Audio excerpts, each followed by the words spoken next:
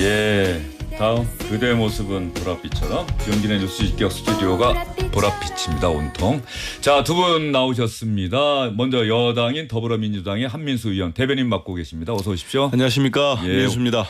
주영진의 뉴스 직격은 처음이시죠? 네, 그렇습니다. 주영진의 뉴스 브리핑은 고정 패널이셨고 예. 오랜만에 뵙습니다. 그러니까요. 예. 자, 그리고 야당인 제1야당인 국민의힘의 박성훈 의원 나오셨습니다. 원내대변인 되셨죠? 네, 그렇습니다. 예. 네, 새로운 지대부에서 예. 원내대변인을 맡게 됐습니다. 송원석 원내대표와 함께 호흡을 맞추는 그렇습니다. 원내대변인 이제 얼마나 되셨습니까? 일주일 해보시니까 되어갑니다. 어떠세요? 많이 힘들고요. 특히 소수 야당의 서름을 여실하게 느끼고 있습니다. 소수 야당의 서름을 여실하게 느낀다. 저는 기자들 전화가 뭐 하루 아침부터 밤까지 정말 어마어마하게 올 것 같은데 어떻게 소화하고 계세요? 최대한 성실하게 받아들이고 있고요. 예. 제가 아는 범위 내에서는 예. 가감 없이 예. 전달해드리고 있습니다. 못 받는 전화도 있을 거 아닙니까? 뭐 불가피하게 받지 못하는 전화들은요. 가급적 콜백을 해드리려고 예. 노력은 하고 있습니다. 예. 기자 출신이면서 대변인은 선배이신 한민수 의원은 어떻게 기자들 전화 또 취재 대응하고 있어요? 박 의원님대로 말씀대로 콜백해 주시는 게 중요하죠. 예. 그리고 거짓말보다는 아예 답변을 못 하겠다고 하는 게 나중을 위해서도 훨씬 낫습니다. 예. 저도 기자를 오래 했고 우리 주앵커도 예. 오래 했죠. 지금도 뭐 기자죠. 예. 근데 나중에 거짓말하는 게 드러나면은 기자들의 또 본성이 있거든요. 예. 거기에 대해서는 참을 수 없는 또 분노를 갖고 있기 때문에 아예 모를 때는 모르는 걸 밝히고 그렇죠. 그다음에 말을 할 수 없을 때는 뭐 이제 오프 더 레코드가 있을 예. 거 아닙니까? 그럴 경우에는 양해를 구하고 말을 할 수 없다고 하든지 예. 그런 태도가 중요하더라고요. 오프 더 레코드 말을 할 수 없을 때 그때가 제일 어렵잖아요. 그렇죠. 기자가 그래서 질문을 했는데 요거 얘기하면 기사 크게 나올 것 같고 그러면 당연하죠. 안 될 것 같고 그때 어떻게 합니까? 그럴 때에는 예. 우리 듣는 기자 우리 출입 기자분들 죄송하지만 전화를 안 받을 때도 있습니다. 어쩔 수 없죠. 그거는 이거는 정말로 중요한 건데 이건 받는 순간 또 거짓말을 할 수는 없고요. 거짓말하면 바로 그 다음에 들통나면은 얼마나 그 기자분이 또 배신감 느끼겠습니까? 그러면 그때는 불가피하게 전화를 못 받는 경우가 있습니다. 그리고 나중에 사과를 해야죠. 박 원내대변인께서 한번 참고하실 만한 그런 네. 내용인 것 같습니다. 잘 참고하겠습니다. 미묘할 때는 전화를 안 받는 것도 하나의 방법이다. 그런데 나중에 다 설명해 주면 되는 거죠. 지나고 나서. 그럼요. 예. 그리고 사과도 하고 예. 그런 사정이 있었다면 또 다 이해를 합니다. 예. 그때 가서. 항상 기자들은 이례적일 때 뭔가 촉각이 곤두서요. 늘 전화를 받던 분이 갑자기 어느 날 전화를 안 받는다? 그러면 이거 뭐가 있는 거거든요. 네. 그런데 이제 기자의 역량은 뭐가 있는 것 같은데 취재가 되느냐 안 되느냐는 사실은 여기서 이제 차이가 나는 건데 쉽지는 않죠. 예, 쉽지 않죠. 전화가 너무 예. 급발쳐가지고 제가 지난 일요일은 전화기가 아예 고장이 나버렸어요. 그래서 전화를 못 받은 과부하 때문에 가부하 때문에 그래서 많은 기자분들이 왜 전화를 못 받냐고 아예 전원이 꺼져 있는 상황이었거든요. 그러면 더 의심합니다. 뭔가 중요한 일이 벌어지고 있구나. 배터리는 하루에 갈아 저 이제 바꾸세요? 계속 제 자리에는 이제 충전기가 있으니까 계속 충전하고 있는 거죠. 예, 대변인들 전화는 아마도 뭐 그럴 것 네, 같고요. 그래서 어제 전화기를 새로 예. 교체를 또 했어요. 자, 그것도 네, 배터리가 너무 용량이 작아가지고 계속 꺼지는 문제가 있었더라고요. 지금 대변인들 나오셨으니까 오늘 그 이야기부터 한번 해봤으면 좋겠네요. 오늘 사실은 대통령실 기자실에 처음 있는 일이 있었습니다. 청취자 여러분. 그 대통령실의 강유정 대변인이 이제 대변인이 되자마자 하루가 이틀 지나서 대변인실에 카메라를 넉 대를 더 설치하겠습니다. 했었죠. 그 카메라를 넉 대를 더 설치해서 그 기자들의 질문과 대변인의 대답을 그대로 생중계하는 그런 식의 앞으로 운영을 하겠습니다라고 했는데 지금까지는 안 했거든요. 그러니까 강유정 대변인이 나와서 한 1분 반 딱 정리해서 브리핑을 하고 나서는 카메라 기자들은 딱 카메라를 끄고 철수한 다음에 기자들과 이른바 백브리핑해서 뭐 대통령실 관계자 발 이렇게 기사를 썼는데 오늘 처음으로 기자들의 질문을 현장에서 즉석에서 받고 그대로 대답하는 장면이 이제 실시간으로 공개가 됐는데 이 가운데 송미령 농림축산식품부 장관 후보자에 대한 질문이 있었고 답변이 있었습니다. 국무회의에서 이재명 대통령이 혹시 송미령 장관에게 혹은 송미령 장관이 이재명 대통령에게 한 이야기가 있습니까? 라는 질문에 강유정 대변인이 뭐라고 답변하시냐 한번 들어보시죠. 네, 송미령 장관 같은 경우는 첫 번째 국무회의에서 대부분이 업무에 대해서 조금은 사의를 제출한 이후였기 때문에 첫 번째 국무회의는 조금 소극적이고 조금은 비구체적인 답들이 많았던 반면 송미령 장관은 상당히 구체적으로 대통령의 질문에 대해서 답을 하고 그리고 한편으로 어떤 국정 방향에 대해서 미리 준비하고 이 부분에서 적극 반영할 수 있는 여러 가지 안도 가지고 왔던 장관으로 저도 기억을 하고 있습니다. 이제 그런 부분에서 일할 수 있는 준비가 되어 있는 현직 국무위원으로 판단하신 게 아닌가 이건 짐작을 좀 해보고요. 자, 이 부분은 송미령 농림축산식품부 장관을 이재명 대통령이 전 정부에서 임명된 장관이긴 하지만 이 정부에서도 같이 일하자라고 판단한 이유를 설명한 거고요. 그 부분 기자가 질문을 했더니 오늘 뭐라고 했습니까? 라고 했더니 이재명 대통령이 오늘 국무회의에서 송미령 장관에게 송 장관님을 반대하는 의견도 잘 들으시고 그리고 그런 이해를 구하는 역할을 적극적으로 해달라.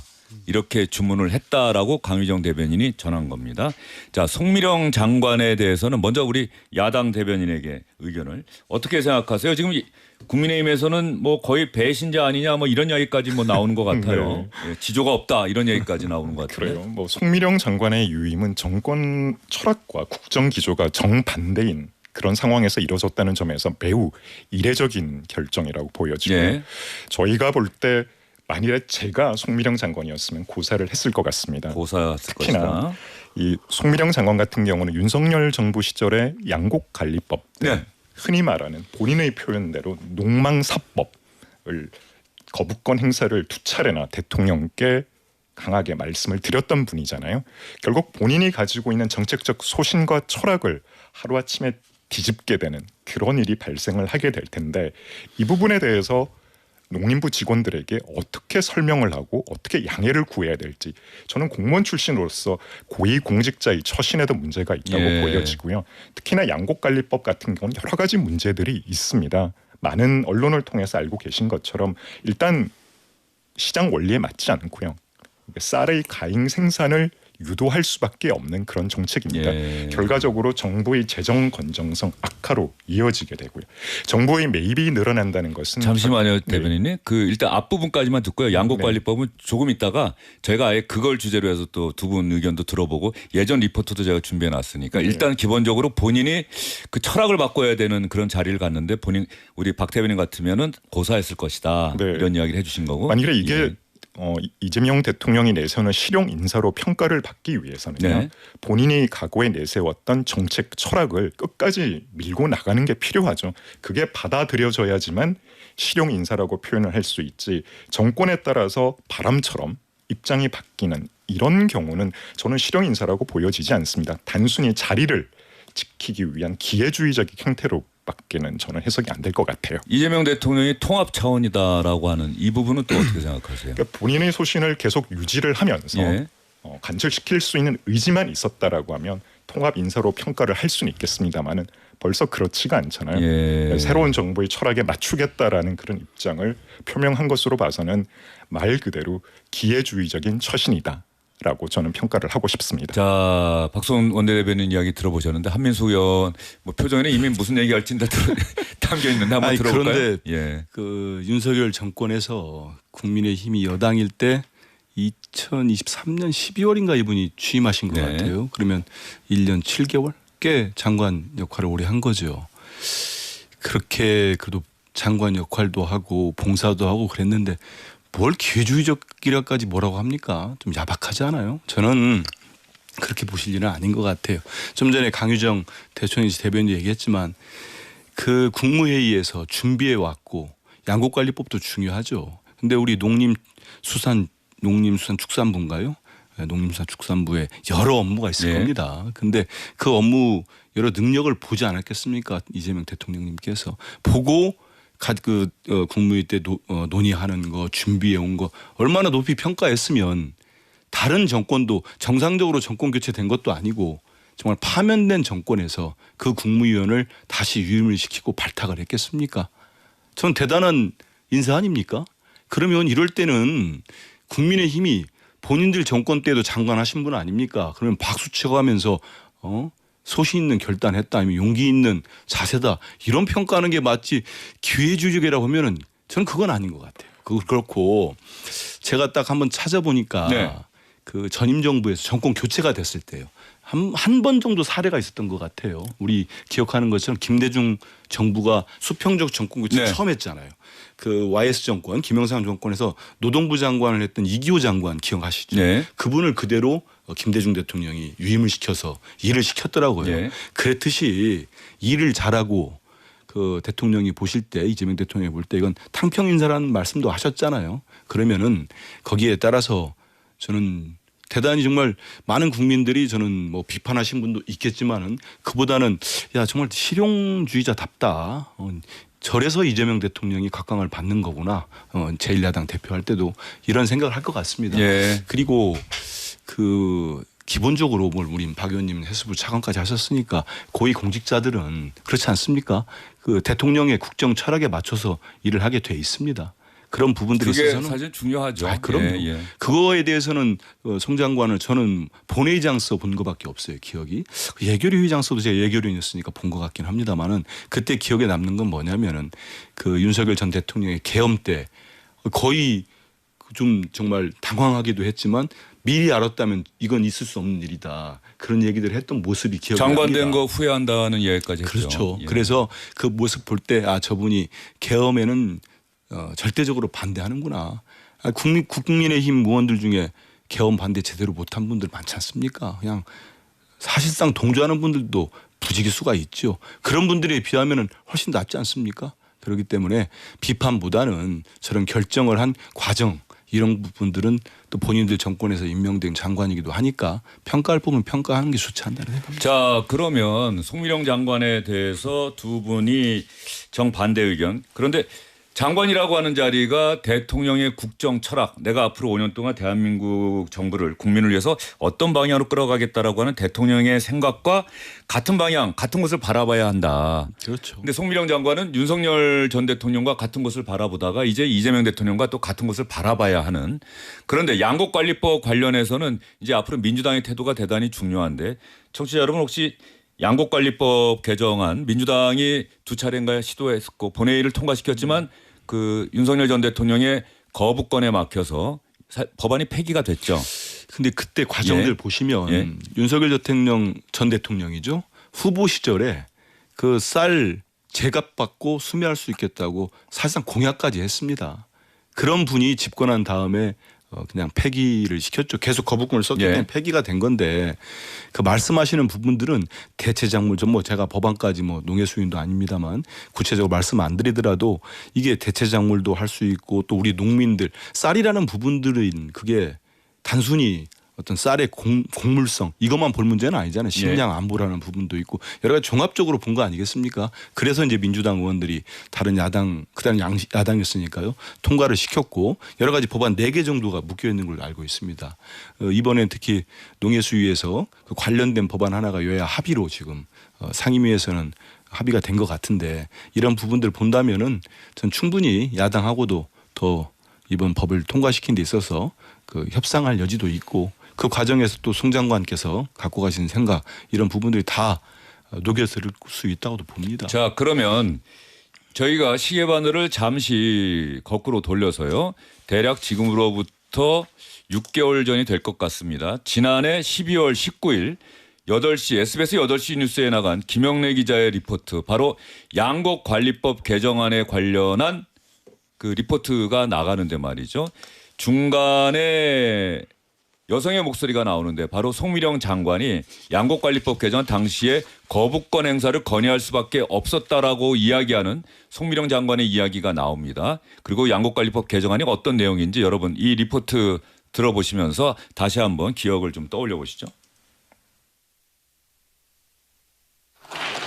양곡관리법 개정안의 핵심은 초과 생산된 쌀의 의무 매입과 가격 보장입니다.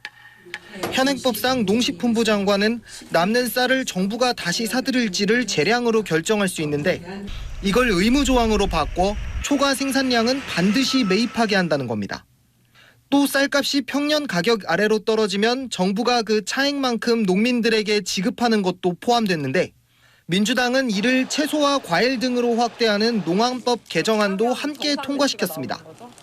정부의 반대 논리는 쌀 소비는 계속 줄어드는데 정부 지원이 과잉 생산을 유도해 오히려 쌀값을 더 떨어뜨리는 악순환에 빠지게 한다는 겁니다.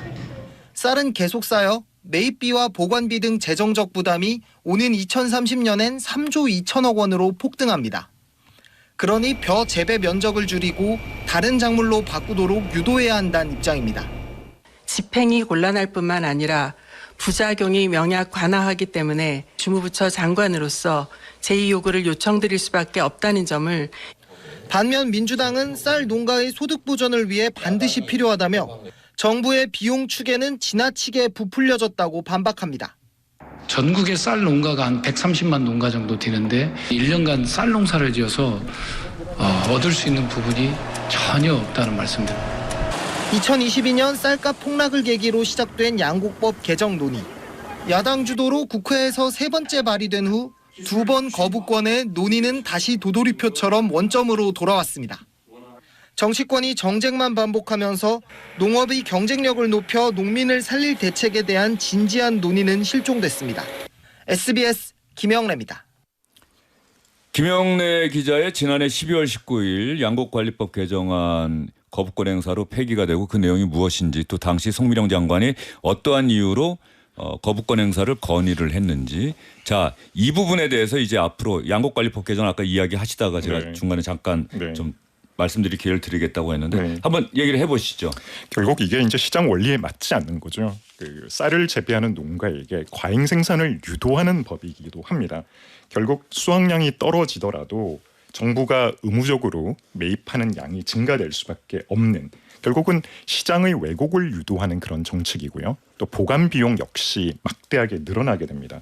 결국 생산 과잉을 유도를 하면서 쌀을 재배하는 농가에게 도움이 되는 게 아니라 오히려 쌀값을 불안정하게 만드는 정책이고요.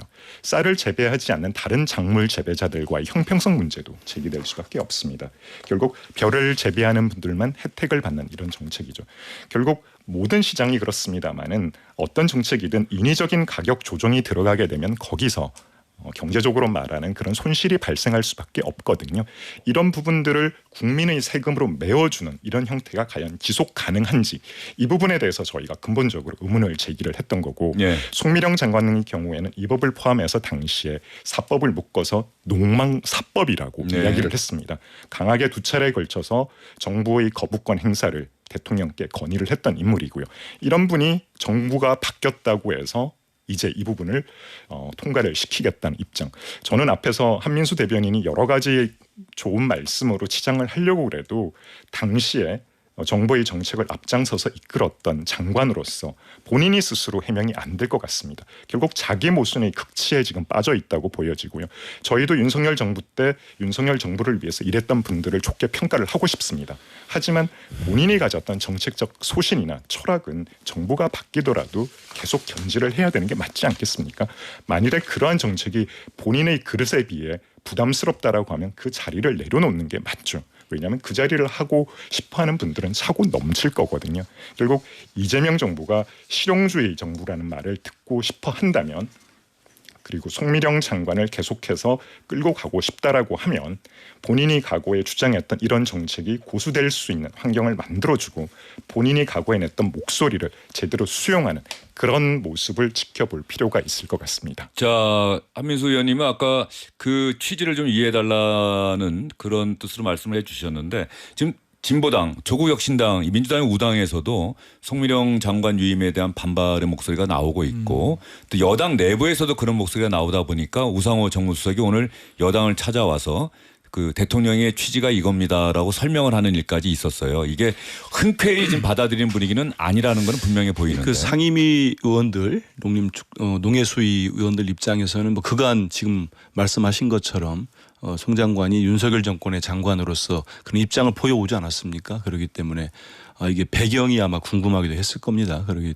거기에 대해서는 어제 우리 신임 원내 지도부가 대통령과 뭐 이것 때문에 잡은 건 아닙니다만 미리 잡혀 있었던 만차 있었죠. 예. 그 자리에서 대통령으로부터 어떤 탕평 인사고 이런저런 부분에 대한 설명을 들은 걸로 알고 있습니다. 그래서 그 송 장관이 이재명 정부의 첫 농림축산식품부 장관으로서 역할을 하려면 대통령의 국정 철학과 맞추는 게 그건 필연적인 겁니다. 거기에 대해서는 뭐 충분히 본인도 입장을 가지고 있을 거라고 보고 있고요. 우리 당 입장에서는 양국관리법을 비롯한 이 사법이 반드시 필요한 거고 지금 정부의 추계도 과장되어 있는 부분들이 있고 제가 뭐 전문적으로 조항을 모두 따질 수는 없습니다만은 쌀이라는 부분들이 식량 안보와 관련되기 때문에 당연히 이 법은 필요하다. 그리고 지금 다 아시는 것처럼 20년 전에 쌀값이 지금도 그대로 유지되고 있는 거 아니겠습니까? 어찌 보면은 물가 상승률 따져 보면은 더 제값을 못 받고 있는 거죠. 여기에 대해서는 정부가 대체 작물을 할 수 있도록 유도도 하면서 필요한 또 보전도 필요하다고 생각을 합니다. 다만 이 법을 가지고 지금 송 장관을 해서 예전에 윤석열 대통령 때에는 이랬기 때문에 일을 못할 것이다. 저는 그건 좀 과하지 않는가 싶어요. 그래서 본인도 여기에 맞춰서 또 이제 우리 지금 민주당 여당이 됐기 때문에 여당 의원들과 함께 또 상임위에서 여러 가지 긴밀한 협의도 하면서 추진하면 충분하게 또 국민들께서 이해하실 거라고 봅니다. 지금 강희정 대변인이 그 전화 국무회의 분위기를 보면 이재명 대통령이 이제 윤석열 정부 장관들하고 계속 국무회의를 하고 있잖아요. 그런데 이제 토론 뭐 3시간 40분 하기도 하고 처음 만나자마자 김밥 한 줄 가지고 그러셨죠. 그럴 때 송미령 장관이 그야말로 토론 같은 토론을 대통령과 했다는 거죠. 대안을 제시하기도 하고 양곡관리법 개정안에 대해서는 이게 이제 쌀이 만약에 수요 이상으로 남을 경우에는 그 정부가 의무적으로 매입하도록 하는 내용이 핵심인데 이것과 관련한 대안으로 일단은 논에다가 뭐 콩을 더 심게 한다든지 해서 이 벼 재배 면적을 줄인다. 줄였는데도 불구하고 쌀이 만약에 또 생산이 돼서 초과 생산이 된다면 어떤 조건을 갖췄는데도 불구하고 면적을 축소했는데 그때도 만약에 이게 수요를 초과하는 생산량이 나온다면 그때는 정부가 의무적으로 매입한다. 이런 어떤 수정안 일종의 그 송 장관의 지난 정부 당시에 자신의 소신과 또 지금 이 정부의 양곡관리법 개정을 하려고 했던 그 취지를 뭐 절충한 안을 국정기획위원회 보고 때 또 농림축산식품부가 냈다는 거예요. 그러니까 이런 부분들이 좀 맞아 떨어졌고 특히 12월 3일 비상계엄 선포와 관련한 송 장관의 분명한 태도, 선언 뭐 이런 것들이 종합적으로 작용하면서 송미령 장관을 유일하게 유임시키는 장관으로 이재명 대통령이 딱 선택한 것 아니냐라고 하는 건데 그 부분은 뭐 앞으로 오늘 인사청문회 때 저희가 짚어볼 부분들은 명확히 짚고요. 송 장관이 과연 뭐라고 대답하는지. 그렇습니다. 네. 제가 알기로는 유임되면은 청문회가 없습니다. 인사청문회가 좀 없다고 하더라고요. 근데 상임위에서 네. 저희가 충분히 그렇죠. 예전에도 송 장관 이제 기사를 보니까 당시에 야당들이 이 양곡관리법 할 때도 지금 앵커 말씀하신 내용들을 가지고 좀 뭐 설명도 하기도 했던 것 같습니다. 전 그래서 어제 이제 인선 발표 난 직후에 어느 방송에 출연했는데 그러니까 저도 뭐 그 백그라운드 설명을 못 들은 거 아닙니까? 근데 물어보길래 지금 비슷한 얘기를 했어요. 아마 강유정 대변인 한 얘기를 제가 뭐 저도 대통령 오랫동안 모셨기 때문에 알아서 아마 국무회의 때 송 장관이 대단히 똑부러지게 어떤 설명이나 준비된 모습을 보였을 거다. 그래서 저분 정도면 같이 일할 수 있겠다 이런 대통령이 판단하지 않았나. 역시 이재명 대통령은 국민에 대한 충직함 그리고 유능함 그러면 그냥 어느 정권에 있었던 간에 아니면 어느 정책을 쓰던 간에 채택해서 국민들에게 도움이 된다면은 사용하시는 분입니다. 자 그러면 우리 제1야당인 박성훈 원내대변인에게 어제 발표된 인선 11개 부처 송 장관 제외하면 11개 부처 장관을 지명했는데 이번 인선 이재명 정부의 첫 인선이에요. 어떻게 평가하십니까? 네, 짧게 얘기해 주시죠. 뭐 어제 다 논평 내놓으셨으니까. 뭐 송미령 장관 같은 경우는 마지막으로 앞으로 이제 영혼 없는 공직자를 양산하게 되는 그런 계기가 될 수도 있겠다는 생각을 하고요. 이재명 정부에서 내놓는 인선, 이재명 정부가 나아갈 정치 철학 그리고 방향성을 볼 수 있는 그런 시발점이라고 할 수 있죠. 그런데 포장은 파격으로 되어 있습니다만은 들여다보면 여러 가지 문제가 많이 있습니다. 특히 정치인들이 과도하게 내각에 포진을 하게 되고요. 아마 앞으로 행정의, 국정의 정치화가 굉장히 우려되는 부분입니다. 왜냐하면 정치인들은 결국 표를 의식할 수밖에 없거든요. 앞으로 내년도 뭐 지방선거가 있습니다. 그런 부분들을 감안해서 본인의 인기 영합을 위한 정책들 또 포퓰리즘적인 정책들이 앞으로 많이 남발될 우려가 있죠. 정책이라는 것은 균형을 가지고 진행을 해야 되는데 그런 게 아니라 어떤 본인의 이 정치적 이해관계, 예. 정치적 이익을 위해서 행정이 정책이 좌우될 수 있다는 그런 우려를 먼저 말씀을 드리고 싶고요. 네. 그리고 외교안보 같은 경우는 정말 올드보이의 기한이라고 평가를 할 수 있을 것 같습니다. 과거에 이미 실패를 했던 그런 인사들이 다시 돌아와서 정책을 맡는다. 앞에서 많은 분들이 말씀을 하신 것처럼 정책적 효능감을 발휘하기 위해서는 새로운 인물이 새로운 비전을 가지고 일을 하는 것도 중요를 하잖아요. 과거에 이미 검증이 끝난 분들입니다. 실패했던 분들이고 이런 분들이 다시 국정을 맡아서 외교안보 정책을 이끌고 간다. 예. 이 부분에 대해서는 국민의힘에서는 굉장히 예. 우려를 하고 있습니다. 박승원 원내대변인이 여당에서 야당으로 모두 전환이 아주 빨리 잘 되신 것 같은데요. 예. 얼마 전까지 만약에 윤석열 정부 장관 인선에 대해서 그렇다고 한다면은 뭐 대통령의 어떤 국정 철학에 반영된 인사라고 얘기하셨어요. 이거는 제가 비꼬는 발언이 아니라 네, 네. 기본적으로 지금 여당과 야당이 뭐 민주당도 마찬가지죠. 얼마 시각차이가 전까지 있을 수밖에 없죠. 네. 장관 또 윤석열 정부 장관 인선에 대해서는 또 비판도 많이 그럼에도 했잖아요. 불구하고 예. 부러우면 지는 건데 어제 인선 정도 내놓으면 저는 야당 입장에서도 환영할 부분은 환영해야 됩니다. 노동부 장관 고용노동부 장관 후보자 그 부분을 예. 가지고 그 비판하던데 그러면 왜 기업인들 대거 발탁하고 정말 중요하게 저는 딱 제 느낌입니다. 제가 이번에 과기부 상임위도 과방이긴 합니다만 과기부 장관 후보자 이분 어디서 봤지? 제가 딱 인선 발표하자마자 딱 떠오르더라고요. 지금 하정우 AI 대통령실 수석 있지 않습니까? 예. 그분 두 분을 제가 과방이 현장시에서 만난 분들이에요. 한 분은 네이버의 AI 책임자고 한 분은 LG 엑사온을 만든 LG의 AI 책임자입니다. 저는 잘은 몰라도 이재명 정부에서 약속한 대로 우리 대한민국이 AI 3강에 들어갈 것 같습니다. 네. 이렇게 대거 발탁하는 거 아닙니까? 한성숙 중기벤처부 장관 보십시오. 기업인입니다. 그런 부분들은 얘기 안 하고 고용노동부 장관의 노동자 출신?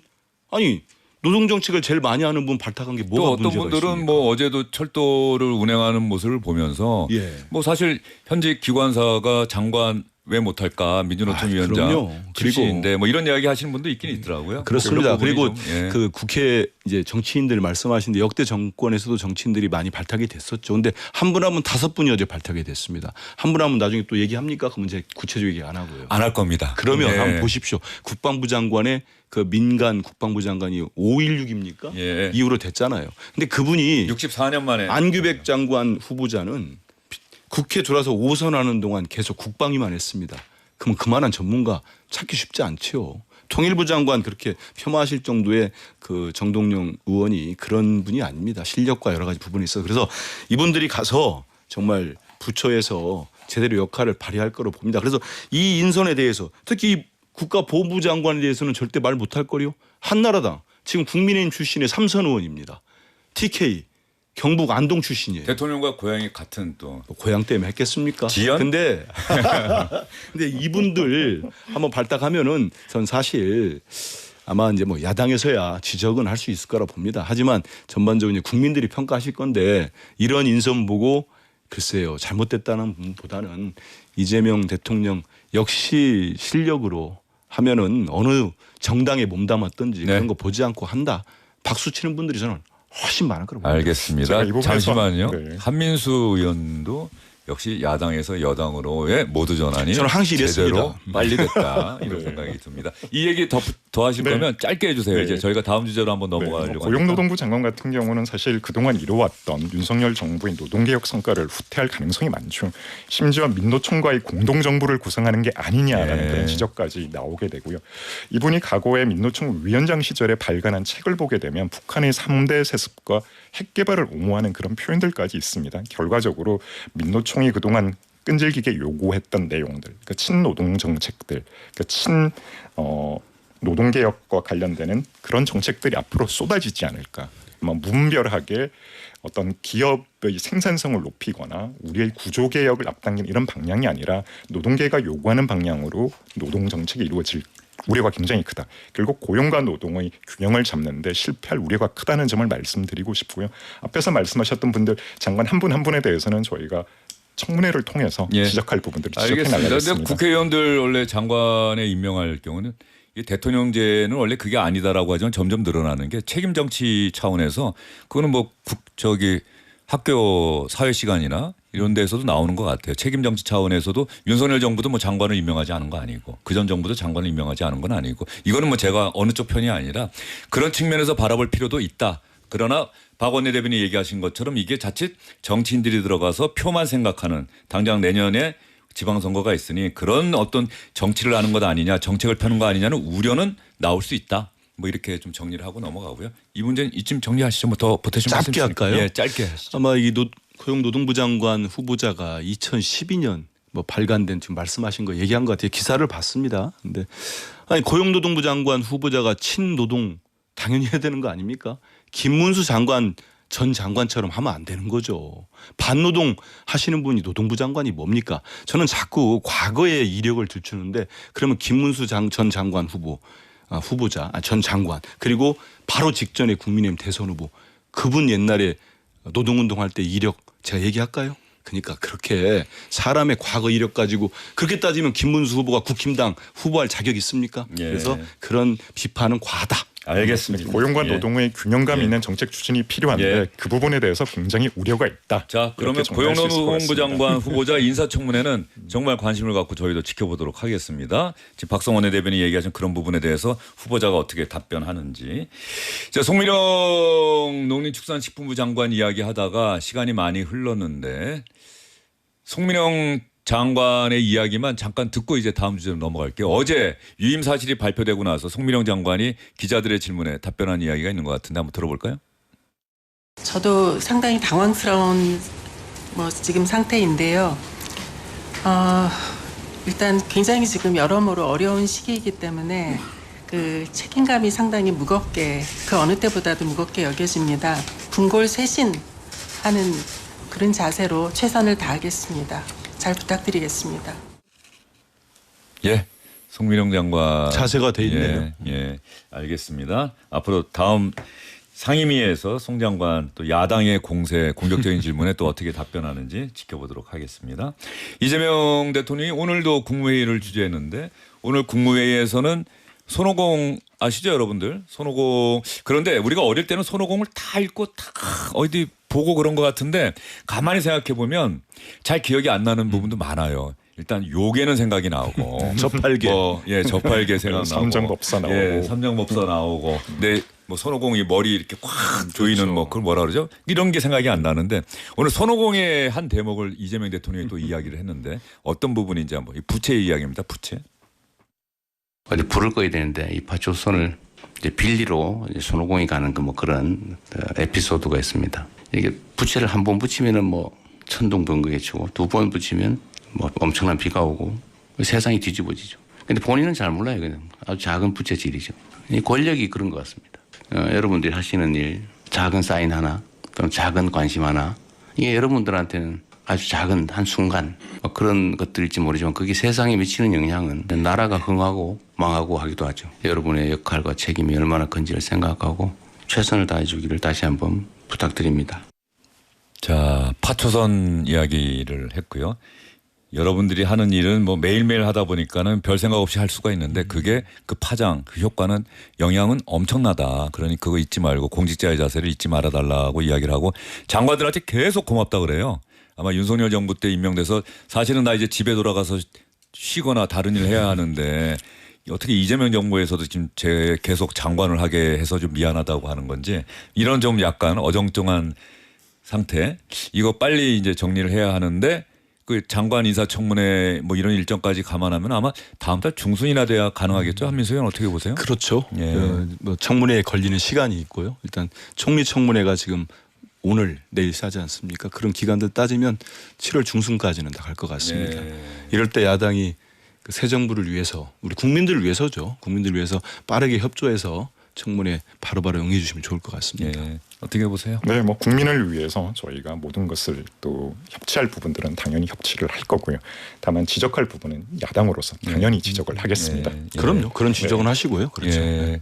그 이재명 대통령이 취임해서 열린 경호, 낮은 경호, 네. 그 경호를 이렇게 사람들이 부담스럽게 불편하게 하는 경호 하지 말자라고 하는데 그 어제 제가 목격을 한 게 있어요. 어두 그 공연을 갔는데 대통령 부인이 오는데 저는 대통령 부인이 얼굴을 알죠. 뉴스에도 많이 나오고. 그런데 아마 김혜경 여사도 저를 뭐 TV에서 봤겠죠. 근데 들어오는데 처음에는 누가 오는지 몰랐어요. 왜냐하면 사람들이 어떤 공연장 앞에 이렇게 모여 있었고 저를 입장하려고. 근데 들어오는데 그냥 들어와요. 근데 자세히 보니 한 2명 정도가 경호원처럼 보이는데 들어올 때 누가 높은 사람이 오나 하는 느낌이 전혀 들지 않았던 그렇게 들어와서 저하고 가볍게 목례 인사를 하고 공연 보러 오셨네요 하고 그리고 들어갔다가 끝나고 나가는데 그때는 더 사람들이 아예 누구가 나간지도 관심도 안 갖고 알아채지 못할 정도로 그때도 또 저도 이렇게 보고 인사만 하고 나가고 야, 이 경호가 그 옆에 있던 저 지인은 그러더라고요. 야, 이거 저렇게 다녀도 되나? 혹시 무슨 일 생기면 어떡하지? 할 정도로.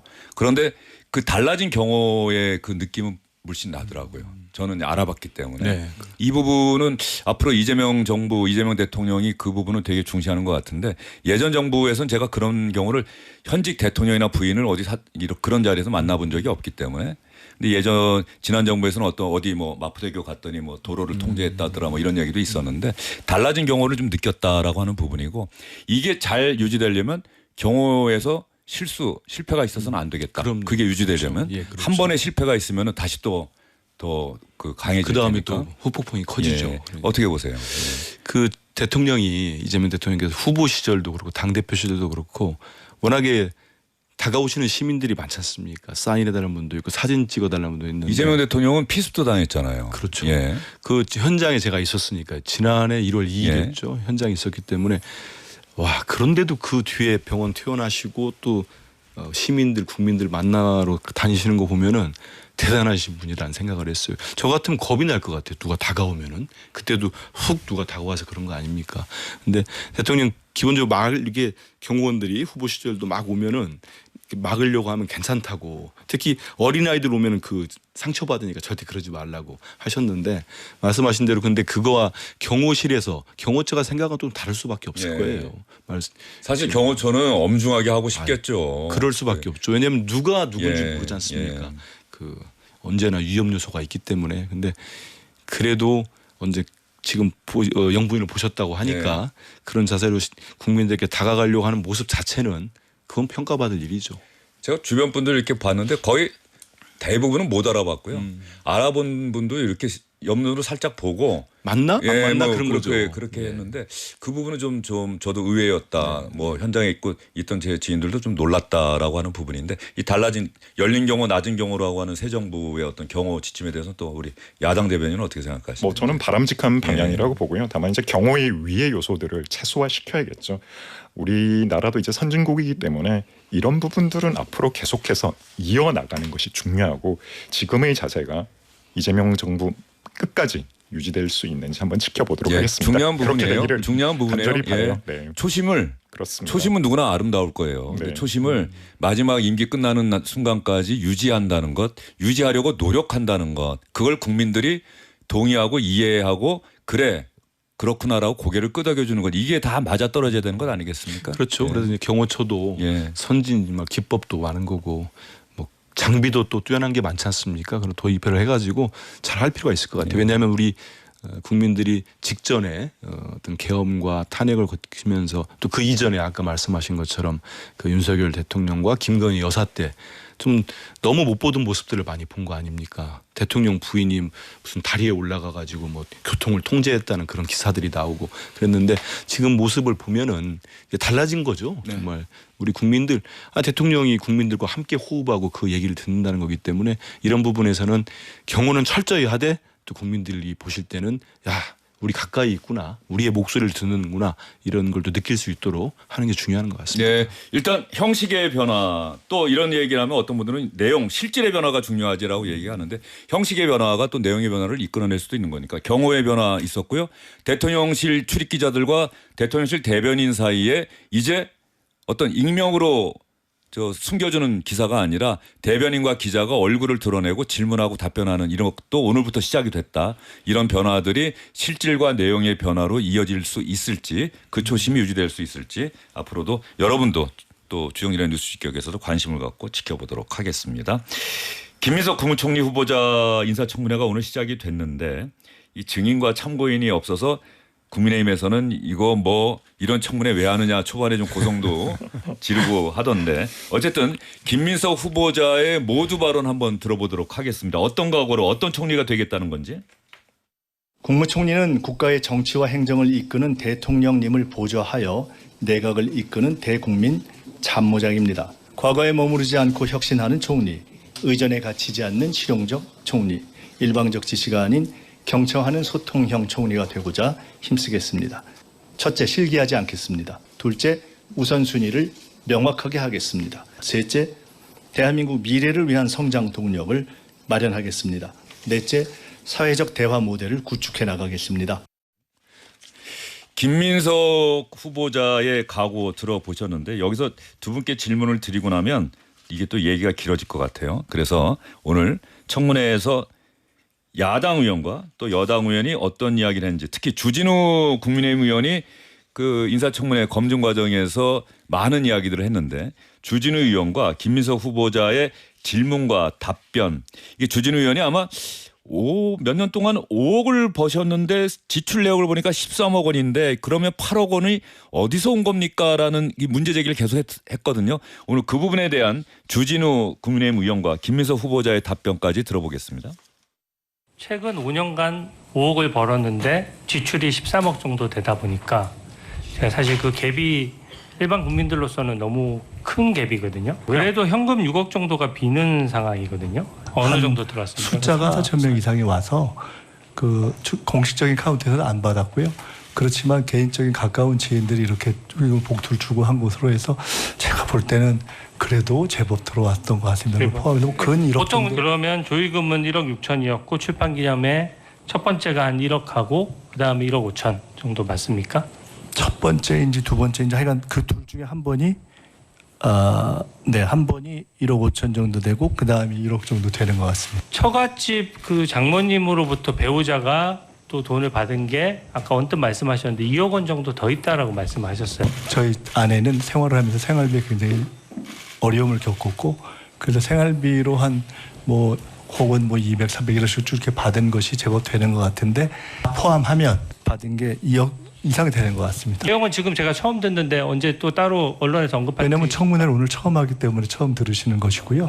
결혼식 때 뵀던. 자, 주진우 의원이 이야기를 했어요. 일단 2억 원인가는 아마 주진우 의원이 이제 양해를 한 게 그 아들의 학비 이 부분은 이제 전 부인이 냈으니까 그 부분은 이제 빼겠다. 그럼 6억이 되는 것 아니냐 이 이야기를 한 건데 조의금이 1억 6천 출판기념회가 1억 그다음에 1억 5천 그러면 4억 천이면 나머지 2억은 또 어디서 나온 거냐 이 대답을 김민석 후보자가 아내가 장모님한테 이런저런 생활이 제가 추징금 납부하고 그러냐고 힘들었는데 200, 300씩 또 때로는 계좌로도 받고 때로는 현금으로도 받고 그래서 2억 원 정도를 받은 것 같다라고 해명을 했어요. 어떻게 생각하십니까 우리 야당의 대변인께서는? 네, 이게 국민 눈높이에서 제대로 된 해명이라고 받아들여지겠습니까? 제가 이거 들어보니까 생활비 명목으로 수천만 원을 수년간 받아온 금전 거래인데 자료가 하나도 없어요. 또 과거에 장모에게 준 축의금 전액을 경제사정은 생활비 형태로 다시 돌려받았다라고 하면 이 부분은 증여가 될지 또는 이게 진짜로 준 돈을 받은 건지 이런 부분들에 대해서 아무런 증빙 자료가 없습니다. 이게 한 나라의 총리 후보자라고 하면 결국 도덕성이 핵심이잖아요. 과연 국민 여러분께 또 공무원에게 이런 설명을 내놓으면 과연 누가 이거를 제대로 된 해명이라고 이해를 할 수 있을까요? 저는 이번 인사검증 핵심은 결국 국민의 눈높이거든요. 과거에 어떤 정부에서도 이런 해명을 내놓은 그리고 파도 의혹만 나오는 총리 후보자를 임명한 전례는 없는 것 같습니다. 자진 사퇴를 하거나 지명 철회를 하거나 둘 중에 하나였죠. 아마 민주당이 이런 후보자를 총리 후보자로 내세웠으면 저희가 내세웠으면 가만히 있지 않았을 겁니다. 결국 제가 드리고 싶은 말씀은 어느 하나 제대로 된 해명도 없고 국민 눈높이에 설득이 가능한 부분이 없습니다. 그럼에도 불구하고 김민석 총리 후보자를 임명을 강행을 하겠다. 결국 국민들이 볼 때 오만한 권력 행사라고 보여지겠죠. 저는 그렇게 말씀드리고 싶습니다. 자, 제1야당의 대변인은 김민석 국무총리 후보자 자진 사퇴 파도 의혹이 계속 나온다 이렇게 이야기를 했는데 한민수 의원은 또 전혀 다른 관점일 것 같아요. 완전히 다르죠. 네. 왜냐하면 이제 우리 박 의원께서 그 우리가 국민의힘이 이런 후보를 내놨다면 민주당 그렇지 않습니다. 3년 전으로 한번 돌아가 보십시오. 당시 한덕수 총리 어떤 후보였습니까? 제가 참 우리 김민석 후보와 비교하는 것 자체가 말이 안 될 정도로 한 회의를 4번인가 나갔을 거예요. 제가 어느 회사를 이름 얘기 안 하더라도 우리 주앵커는 다 기억할 겁니다. 얼마 받았습니까? 회의 4번 나가고 20억 받았다는 의혹이 나왔어요. 20억 원입니다. 2억 원도 아니고. 그거 해명됐습니까? 자료 안 냈어요. 한두 가지가 아니었습니다. 그리고 해외 나가 있을 때 뭐 외국계 기업들이 뭘 제공했다는 거 전혀 해명 안 됐어요. 그때 어떻게 됐습니까? 인수위까지 거친 정부의 윤석열 정권은 0.73%로 이겼죠. 인수위까지 거친 정부인데도 당시에 여당이 새 정부 출범하는데 협조해달라. 어떻게 했습니까? 민주당 의원들 다 찬성표 던져줬습니다. 그래서 200표가 넘는 표로 한덕수 총리가 취임했어요. 끝날 때까지 그분이 있었죠. 그래서 꼭 둘을 비교해보자 그런 문제는 아닙니다. 저는 이제 오늘 청문회를 다 볼 수는 없지요. 일이 많으니까 이것저것 보다 보는데 어느 그 국민의힘 의원 청문위원이 이런 얘기를 하더라고요. 의혹을 제기했는데 이제 후보자는 쭉 설명을 했잖아요. 그러면 의혹 제기한 쪽에서 문제가 있다고 뭔 자료를 갖고 하든지 뭔 입증을 해야 되는 거 아닙니까? 근데 하다 말이 안 나오니까 이거 의혹 제기에 대해서 뭐 총리 후보자한테 설명했는데 그걸 다시 입증해 보세요. 아니 총리 후보자는 충분히 설명을 했지 않습니까? 이런 돈을 썼고 이렇게 썼다고. 이걸 더 이상 어떻게 설명을 합니까 저는. 그리고 김민석 후보자가 지금 이제 4선 의원이고 한데 그 국회 생활을 못하고 한 18년 20년 가까이 야인 생활을 했습니다. 그래서 이분이 지금 나이가 60이 넘었는데 집이 한 채도 없고 전체 재산이 2억 원이 채 안 돼요. 그래서 이런 부분들을 볼 때 부정한 돈을 받았다면 그런 일이 있겠습니까? 이런 부분들이 있어서는 지금 해명들이 저는 상당히 깔끔한 것 같아요. 왜냐하면 아들 부분 같은 경우는 그 입학원세 사용하지 않았다. 그래서 그 의혹들이 많이 줄지 않았습니까? 아니 뭐 오늘 같은 경우도 제기를 거의 못 하시는 것 같고 그 중국의 칭화대 부분도 본인이 기록을 출입기 기록 다 제기한 다음 공개한 다음부터는 다 이제 의혹 제기가 사라졌습니다. 네. 그래서 이런 부분들에 대해서도 자꾸 이제 정쟁시키고 무슨 뭐 말은 자극적이죠. 파도 뭘 팠는데요. 판 것도 없던데 보니까 오늘 파지도 못하더라고요. 제가 볼 때. 그래서 결정적인 뭐 한방도 없는 것뿐만 아니고 저는 꼭 이런 말씀 드리고 싶어요. 이제 이번에 왜 조기 대선이 생겼고 지금 6월 3일 날 지금 인수위 없이 왜 이재명 정부가 출범을 했습니까? 거기에 대한 일말의 책임감이 있고 국민들에 대한 어떤 미안함 이런 것들이 있다면 새 정부 출범에 좀 협조를 해주는 게 좋다 이런 생각을 합니다. 한민수 의원이 한덕수 총리 이름이 비슷하시네요. 네. 그래서 저기 어느 의원이 저를 헷갈려 부르는 바람에 제가 몹시 불쾌했던 기억이 있습니다. 그 한덕수 국무총리 후보자 임명 동의안이 3년 전에 찬성 208 반대 36 기권 6 뭐 민주당에선 대거 찬성했다 뭐 이렇게 보이네요. 네, 반대표가 36표 나왔다는 얘기니까. 제가 드릴 말씀이 좀 한민수 의원의 있어요. 팩트 체크 차원에서 한번 봤습니다. 고맙습니다. 뭐 한덕수 총리 말씀을 하셔가지고 먼저 이제 의혹이 해소됐다. 저는 오늘 청문회를 통해서 더 많은 의혹이 제기됐다라고 말씀을 드리고 싶고요. 한덕수 사례를 말씀드리지만 당시에 제3자 뭐 그 개인 정보가 들어 있어서 자료 제출을 못하는 이런 경우는 있었습니다만은 20억 의혹은 밝혀진 게 없고요. 당시에 민주당이 요구했던 자료가 1,200건이 넘었습니다. 이번에 국민의힘이 97건의 자료 요구를 했는데 딱 7건만 자료를 제출을 했거든요. 제대로 된 검증이 있을 수가 없죠. 그리고 증인 참고인도 저희가 5분만을 모셨습니다. 가족은 제외하고요. 이 부분도 민주당과 김민석 총리 후보자는 동의를 하지 않았습니다.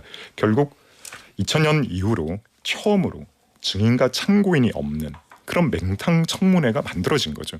과연 이러한 과정을 거쳐서 총리 후보자 임명을 강행한다. 저는 앞에서도 말씀드리지만 정말 국민을 볼 때 제대로 된 총리 후보자로서 인정을 받을 수 있을까? 저는 오만한 권력 행사라고 보여지고요. 야당일 때는 자료를 미제출할 경우에 징역 3년에 처하는 법안을 발의했던 게 민주당입니다. 근데 지금 와서는 정권을 잡고 보니 자료 없는 증인 청문회도 당연하다 이런 입장이거든요. 그때는 맞고 지금은 틀리다. 저희는 받아들일 수가 없는 거죠. 그리고 제가 이 말씀도 드리고 싶은데 짧게 해주셔야 될 것 같습니다. 윤석열 정부 초대 보건복지부 장관 정호영 장관 같은 경우 낙마를 시킬 때 네. 김민석 의원이 이런 이야기를 했어요. 자료 제출이 부실하기 때문에 절대로 임명할 수 없다.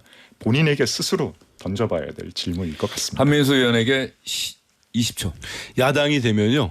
항시 자료가 부실하다는 얘기를 계속 하는데 그렇지 않고요.